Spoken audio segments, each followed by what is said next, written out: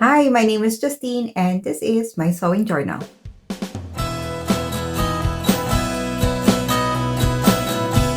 If you're new here, I make videos about my sewing journey and talk about anything and everything about sewing.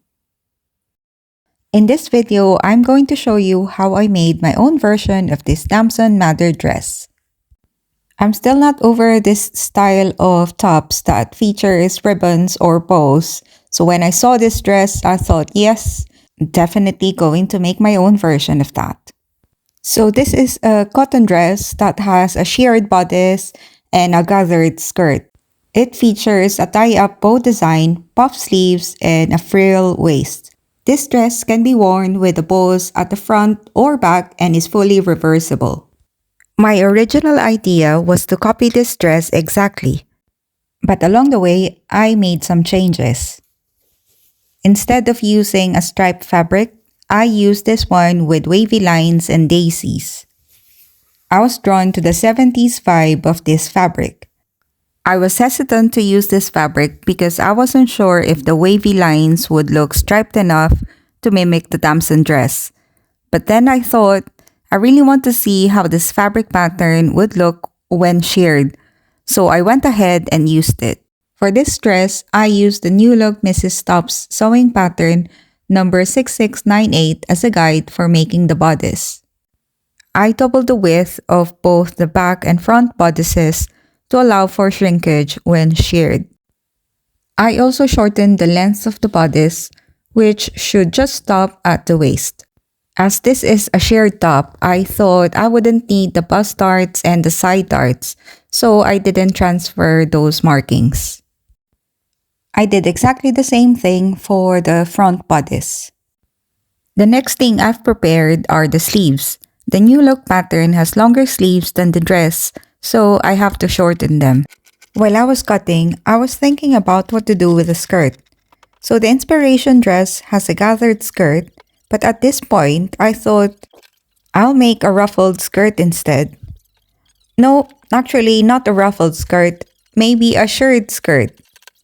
But then if I do make a shirred skirt, I don't think I will be able to see the wavy lines of the fabric pattern.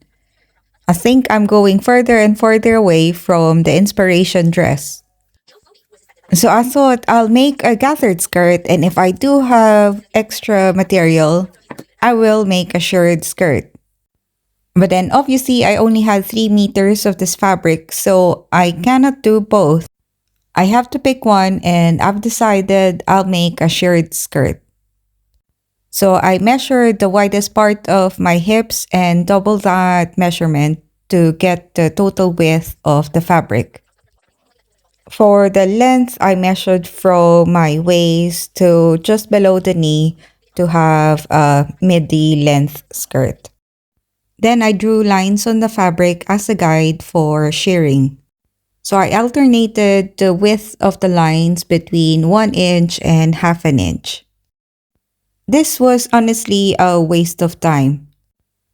As you can see, I made the marks on the underside or the wrong side of the fabric.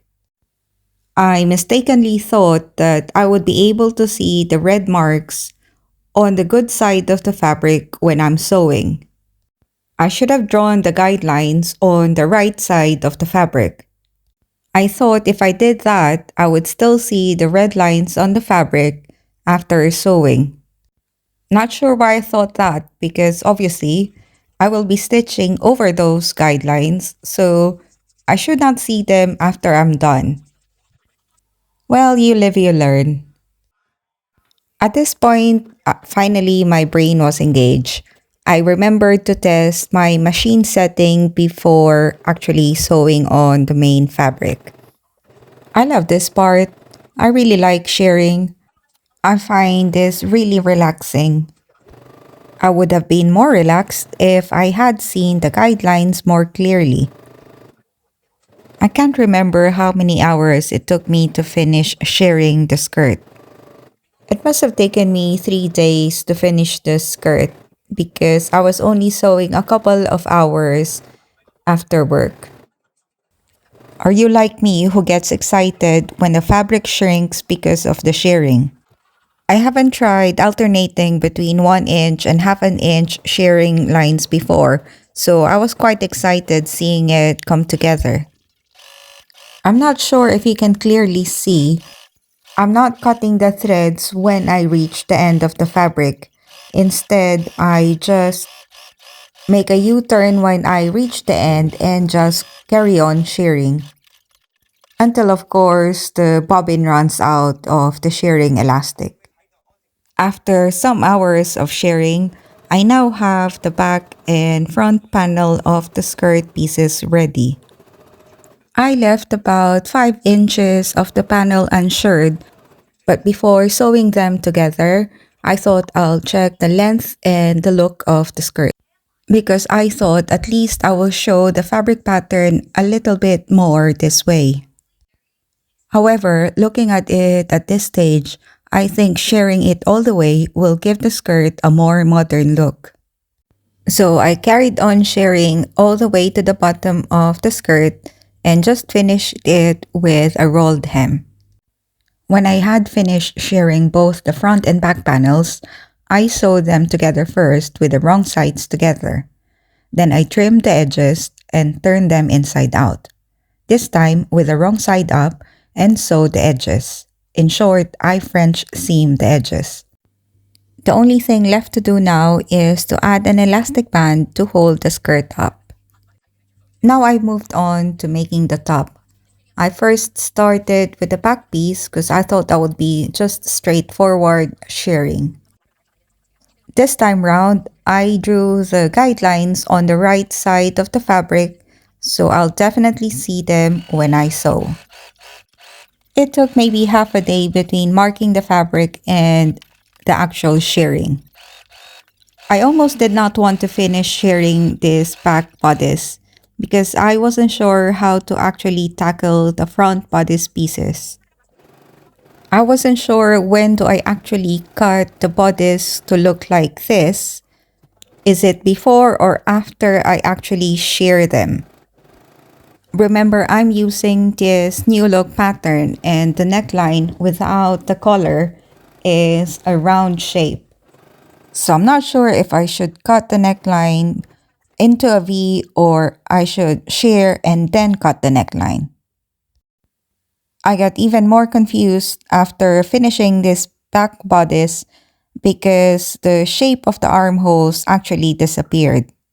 So maybe the better way of doing it is actually just shear a square panel and then cut it into the shape that you want. Because with this back bodice, now I have to recut the arm size. So I pinned the back bodice pattern to the sheared panel.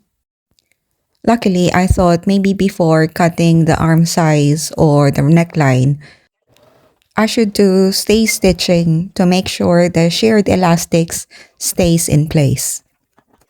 After stay stitching, I then cut the arm size and the shoulders. Then I did the same for the front bodice pieces. I sheared the front bodice left and right pieces and then stay stitch round the armholes and neckline and then approximated how low the V line on the neck would be. After cutting, I left this to one side because I wasn't sure how to finish the edges. I wasn't sure if it needed bias binding or I should just fold or double fold the edge. So instead, I tackled the sleeves. For the sleeves, the first thing to do was to add the gathering stitches. And then proceeded to pull on the gathering stitches to make the puff sleeves. I was careful not to pull too hard because I only stitch one row. I know some people recommend stitching 2 rows of gathering stitches because that way, when you pull on the stitches, it will be easier to end up with an evenly gathered fabric. So after loosely gathering the top of the sleeves, I sewed the undersides together and finished it by French seaming. At this stage, I should just be getting the sleeves ready to insert the elastics. But of course, I had another thought.